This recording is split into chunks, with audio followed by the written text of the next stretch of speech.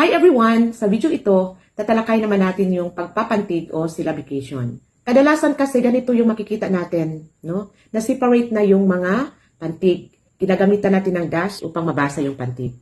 Kung kaya ng bata na magbasa kahit sila mismo ang mag-identify ng mga syllabus sa isang salita, bakit hindi natin sila turuan? Kasi we are teaching them the how to read, not the what to read. So paano natin ituturo yung pagpapantig o syllabication? Sa pamamagitan ng pagpapalakpak, malalaman ng bata kung ilang pantig ang bawat salita. Halimbawa, ama, may dalawang pantig. Mama, dalawang pantig. Isang pantig.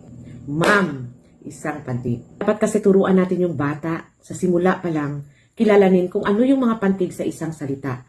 Hindi yung siniseparate na natin ang mga pantig sa isang salita. Parang spoon feeding, di ba?